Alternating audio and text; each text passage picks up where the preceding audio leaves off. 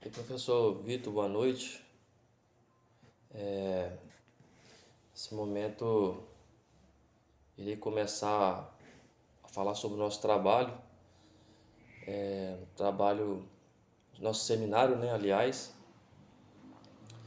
um trabalho bem importante. Nós ficamos com o tema, né? Essa é a primeira parte que eu estou gravando. A segunda vai ser gravado pelo Alan, também faz parte do grupo. E nós vamos falar sobre o tema habitação, né? Pertencente aos direitos reais. E assim, lendo sobre o assunto, eu achei um tema assim relevante porque parece ser simples, né, de falar habitação, mas através desse trabalho nós podemos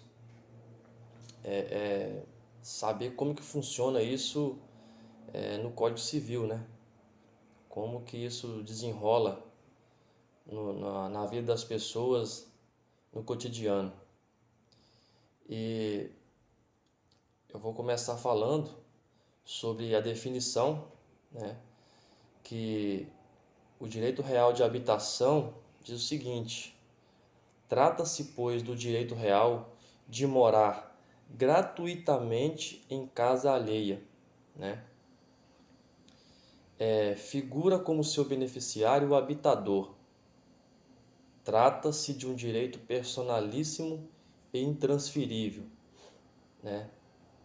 Nós vimos aí que é uma definição, eu coloquei bem objetiva, que trata de você morar gratuitamente, né?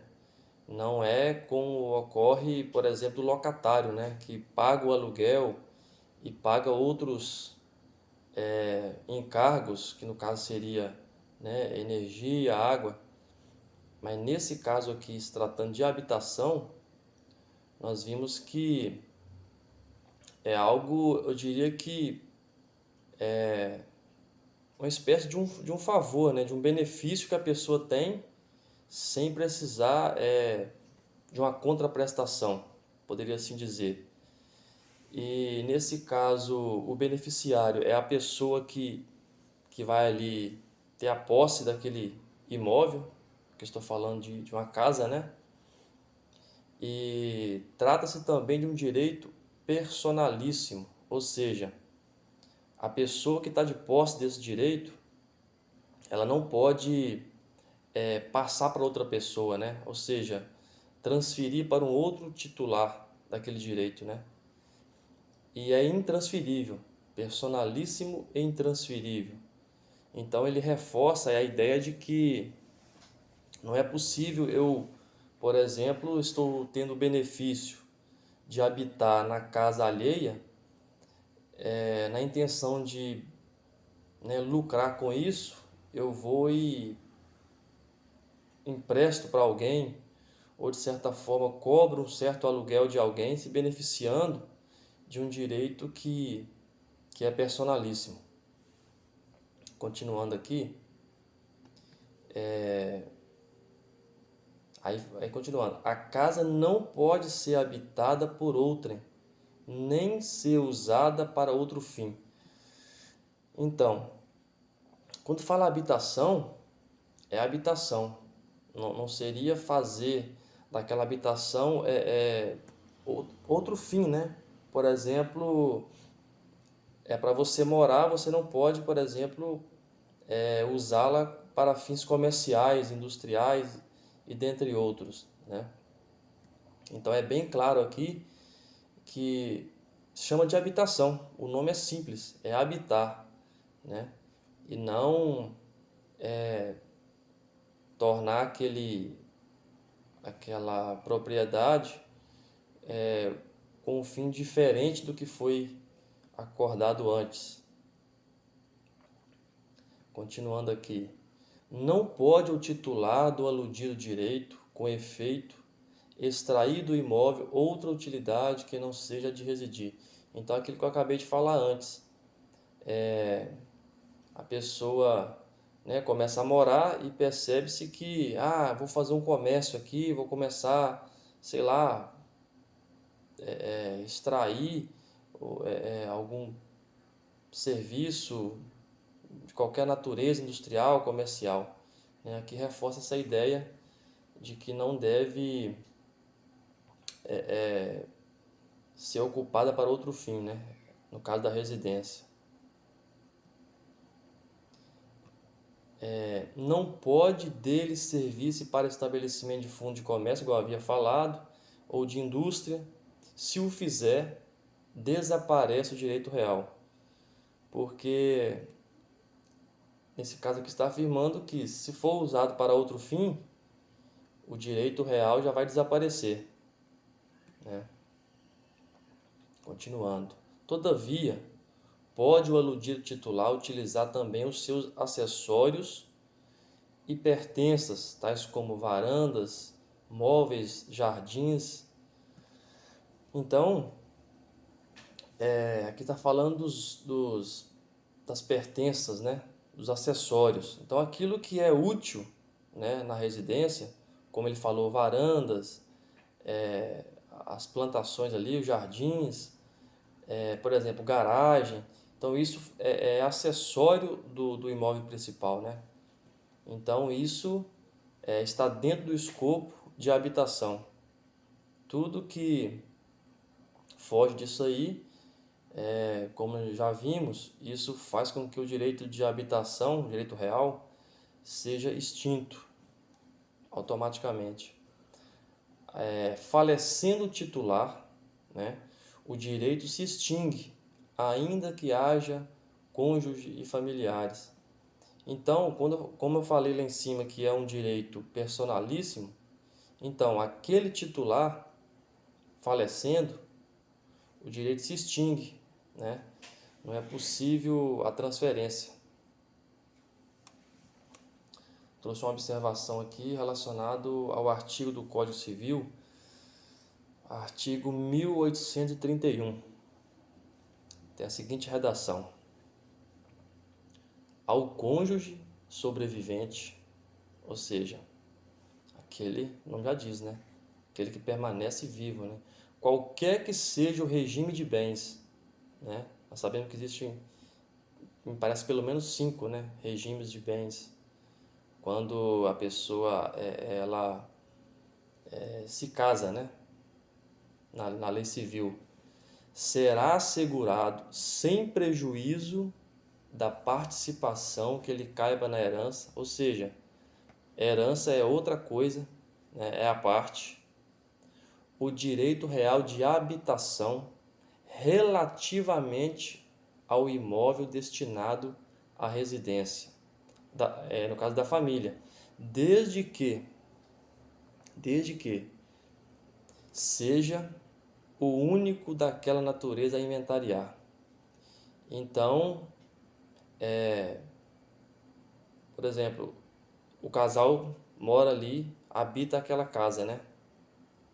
Um ou outro, tanto o homem quanto a mulher, no caso a morte é um evento que vai acontecer e pode acontecer a qualquer momento.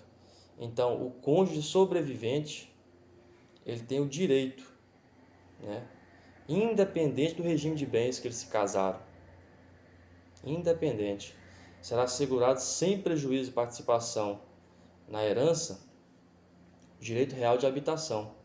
Nesse caso, seja o direito de morar, não de vender, porque até então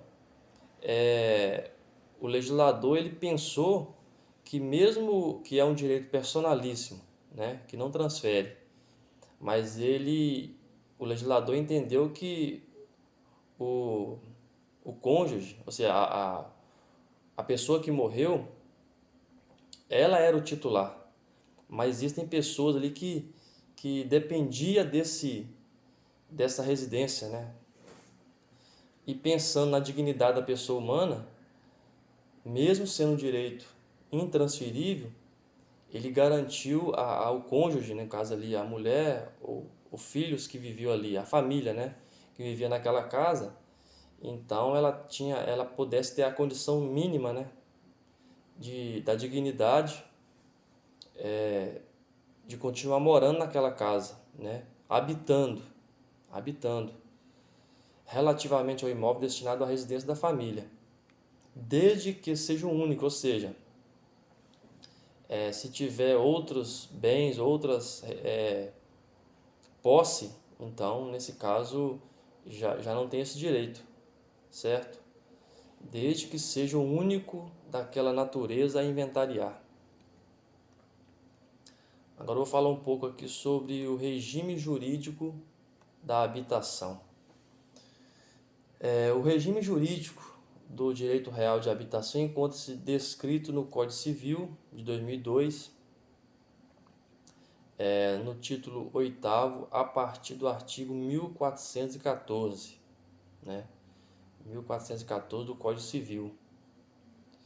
É o que rege aí né, o direito real de habitação, no título 8º, né? Ele fazia a leitura do artigo 1414. Tem a seguinte redação: quando o uso consistir no direito de habitar gratuitamente casa alheia, o titular desse direito, que é de quê? Direito de habitação, não a pode alugar, nem emprestar, mas simplesmente ocupá-la com sua família. É aquilo que nós vínhamos falando desde o início, né? Se o imóvel consiste no direito de habitar gratuitamente, aqui o requisito o requisito principal é gratuitamente. Por quê? Ao contrário disso, seria uma locação, né? Onde a pessoa existe o locador e locatário. Locador é a pessoa que geralmente tem o domínio do imóvel, o dono do imóvel, né? E o locatário é uma pessoa, é um terceiro que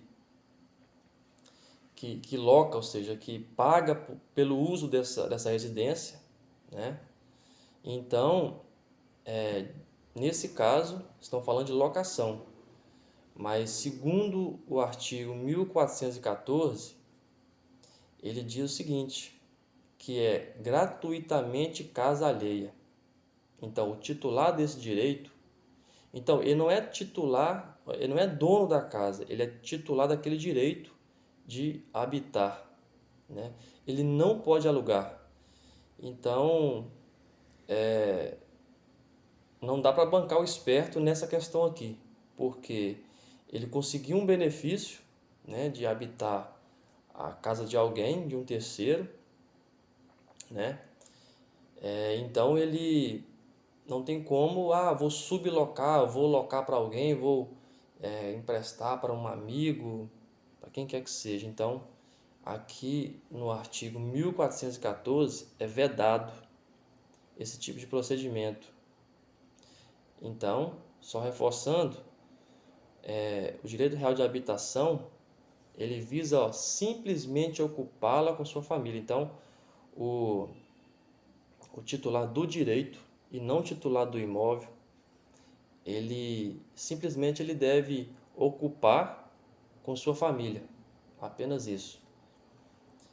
Vou falar aqui agora também da característica ou características do direito real de habitação.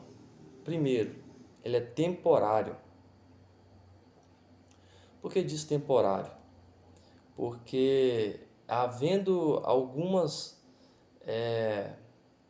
eu diria, algum deslize do titular desse direito, ele se perde. Igual, por exemplo, supondo que quando ele morre, né? Quando ele morre, extingue-se esse direito. Outra característica, ele é gratuito, né? Ali, voltamos a dizer, ele não mediante algum encargo, né? Você não paga por estar ali. Você beneficia sem a necessidade de uma contraprestação, né? E é personalíssimo. terceira característica. Personalíssimo significa o quê?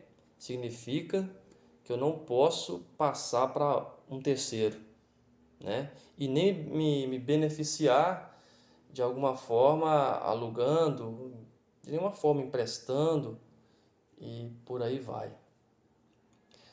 Continuando aqui, eu vou fazer a leitura aqui do artigo do Código Civil 1415, que é a continuação. Se o direito real de habitação for conferido a mais de uma pessoa, né? Exemplo, 2, 3 ou mais titulares ali do direito de habitação, qualquer delas que sozinha habite a casa, qualquer delas, não terá de pagar aluguel a outra. Por quê? Porque ali eles estão agrupados, né? Todos têm o mesmo direito. Então, se um estiver tomando conta ali e os outros não tiverem, então ele não terá o direito de cobrar aluguel da outra ou das outras partes, mas não as pode inibir de exercerem, né? Ou seja, exercer o quê? O direito de habitar ali gratuitamente, sem pagar aluguel, da forma que falamos antes, querendo o direito que também lhes compete de habitá-la. Então, eu entendo que eles são solidários ali, né? Qualquer um deles ali, eles respondem, né? Pelo algum descumprimento desse direito, que é de habitação. Então, qualquer deles ali que não esteja ali habitando naquele momento, não significa que ele está excluído daquele direito, né? Uma vez que o direito foi conferido a mais de uma pessoa, nesse caso. Então, não é uma transferência de direito de habitação. É apenas eu diria que uma alternância ali, né? E não a transferência, porque foi conferido aquele grupo, aquela equipe de pessoas ali, certo? Uma observação aqui. Conforme o texto legal, nenhum dos usuários do direito de habitação poderá restringir ou impedir de qualquer maneira o direito do co-beneficiário, quando exercido de forma coletiva, uma vez que a ocupação do bem para fins de moradia, nesta hipótese, possui natureza plural e não individual. É aquilo que falei antes, apenas uma explicação desse artigo. Então, quando é conferida a uma pessoa, é uma pessoa, então ela não pode transferir para um amigo, não pode locar, não pode passar para ninguém. Mas sendo conferida a um grupo de pessoas, aí sim, porque todos têm autonomia e os mesmos direitos ali, ou seja, é um direito para todos, certo? Continuando aqui. Então ficou clara essa parte. Quando é conferida a uma pessoa, ela não pode transferir porque é apenas um titular. Agora, se há mais de um titular, ou seja, vários titulares desse direito, então, porventura, em algum momento vai encontrar um daqueles titulares ali habitando a casa. Então, ele não tem, pelo fato dos outros não estarem ali, ele não pode usurpar, né, querer cobrar aluguel porque eu estou sozinho aqui, estou tomando conta e vocês não querem nada com nada. Então, nesse caso, todos têm autonomia de igual modo. Vou fazer agora a leitura do artigo 1416. É o seguinte, a redação. São aplicáveis à habitação no que não for contrário à sua natureza, a disposição relativa ao usufruto. Então, uma observação aqui.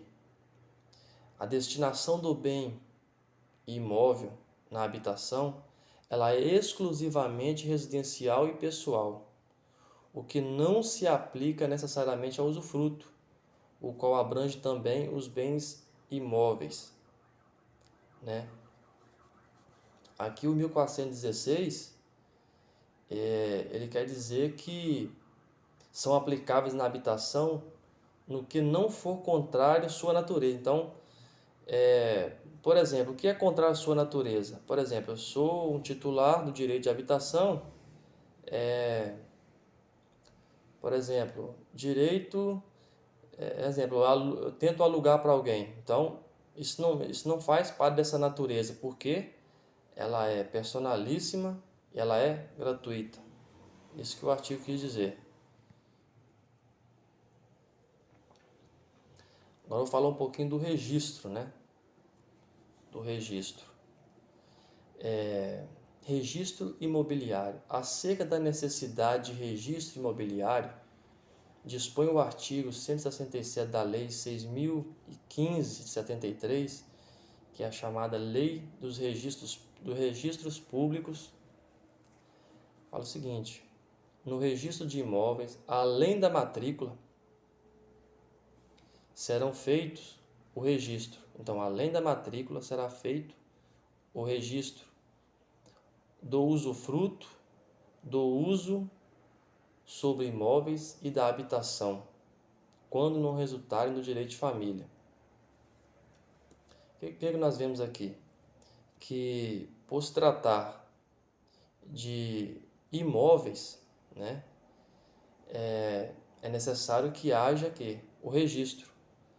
Então, para que caracteriza esse direito de habitação, necessário é que haja a chamada solenidade, né? A chamada de formalidade.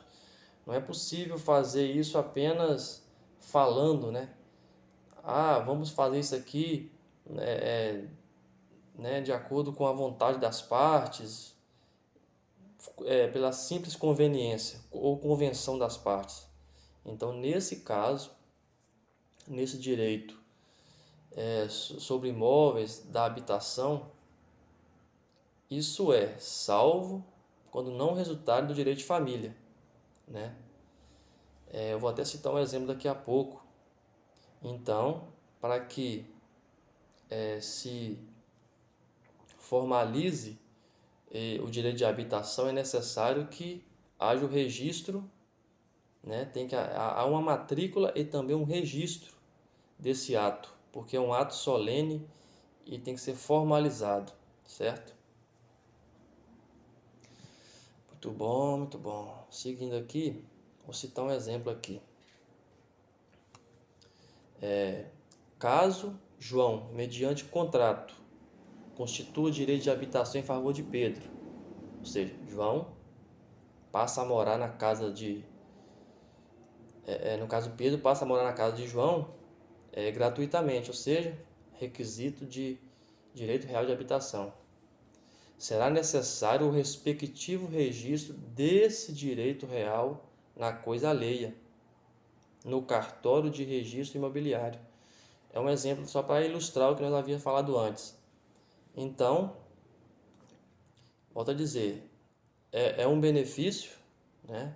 Ele vai habitar a casa de um terceiro, que é gratuito, que é personalíssimo e intransferível. Por isso, há necessidade dessa formalidade, desse registro no cartório de registro imobiliário. Continuando.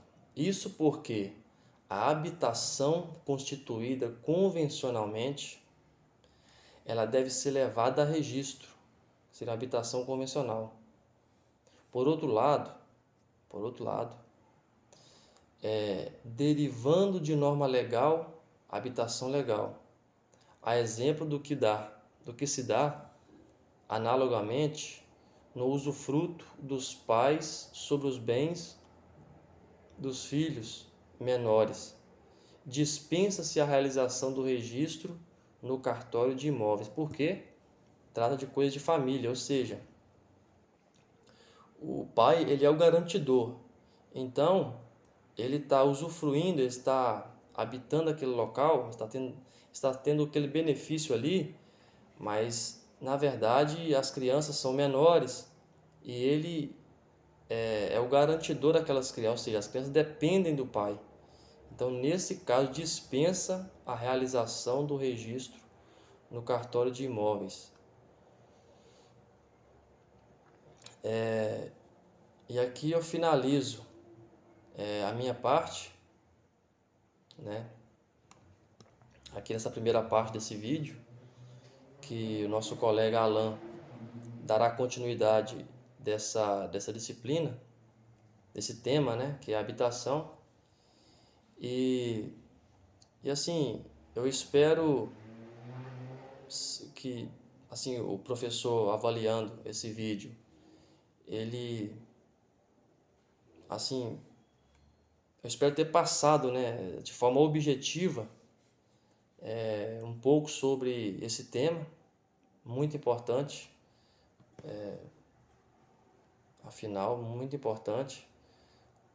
E apesar que nós teremos outros trabalhos aí, que é a continuidade desses temas, né, como uso e por aí vai, ou seja, todos aqueles tópicos ali do 1225 dos direitos reais, e eu espero ter atingido o objetivo aqui de estar explicando, né, de forma bem resumida assim, o direito real à habitação, que é o nosso tema, e, e aguardamos, né, a segunda parte com o nosso colega Alan, que dará continuidade a esse assunto. Obrigado, professor, pela oportunidade aí de estar aprendendo e falando um pouco, né, assim, o que a gente entendeu do assunto. Eu sei que o assunto não é tão simples assim, que tem bastante informações, mas eu espero ter, de certa forma,